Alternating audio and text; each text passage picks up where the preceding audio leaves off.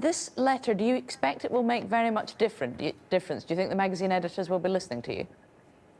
Well, I hope they will, because I think many of their readers will welcome this message if they do respond. And instead of having so many pages of quick fix diets, promote body confidence with a celebration of the diversity of beauty, whether that's in body shapes, sizes, skin colours or ages. I think that's something many people would like to see on the pages of magazines, and I do hope they will listen.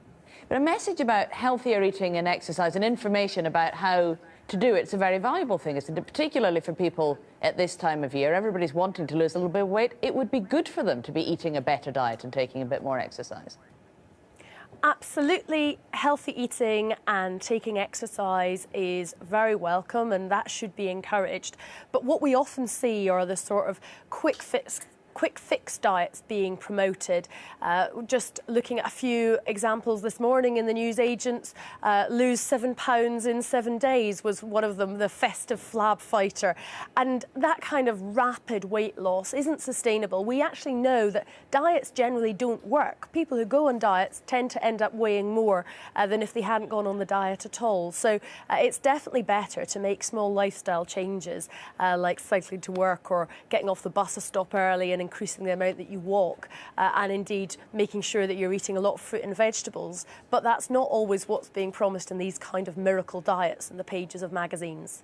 And you say instead magazines should be celebrating body diversity and all of us in all our shapes and sizes, but our shapes are mostly pretty unhealthy, aren't they? 60% of adults in this country overweight, 25% of them obese. Celebrating that would be quite unhealthy. It's a good idea to encourage people to cut down a bit, surely. Well, you don't tend to tackle the obesity problems that we have in this country by making people feel bad about themselves and going on fad diets.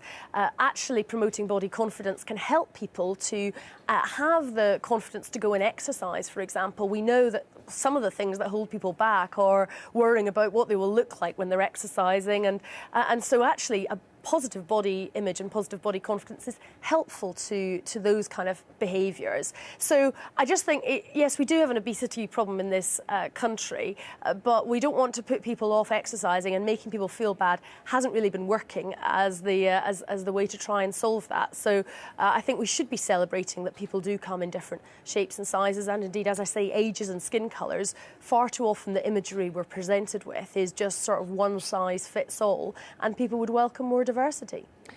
You seem to be saying that government advice about eating fruit and vegetables, taking exercise, is more reliable than that which you see in some of these magazines. Why then did the coalition cut in half the funding for Change for Life and the advertising spend that was promoting this kind of healthy message?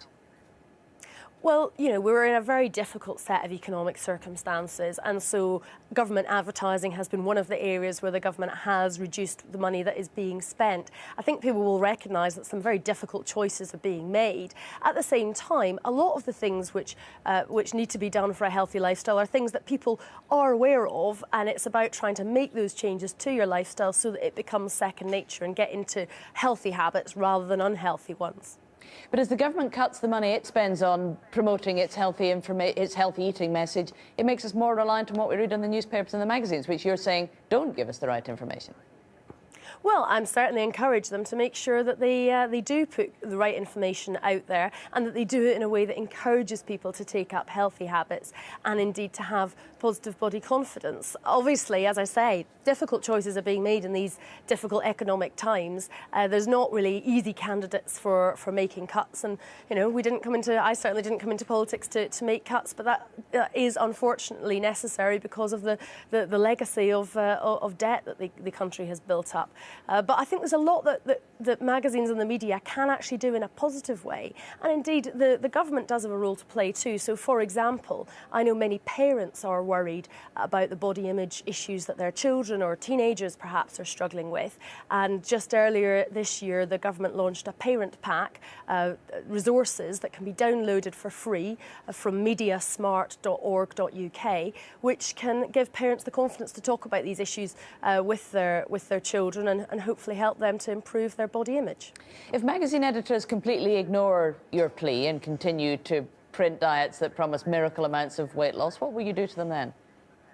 Well, I don't think that will necessarily happen. So a few years ago, I started campaigning on issues around advertising and body image and body confidence, and again the same concern was raised. What will you do if they don't respond? And we actually have started to see advertisers respond with more diversity of models. If you look, for example, at the latest Marks and Spencer's campaign, or indeed Boots No.7 that have said that they won't use airbrushing to show what their cosmetic products are doing, and the advertising industry taking this a lot more seriously now. So I think that public opinion has shifted on this, and that will ultimately mean that the magazine editors will have to do the same, but I'm encouraging them to do so a bit more quickly. It's not going to sell many copies of magazines, is it? Small, tiny, incremental weight loss by taking small lifestyle changes? That's not what they're going to put on their front covers.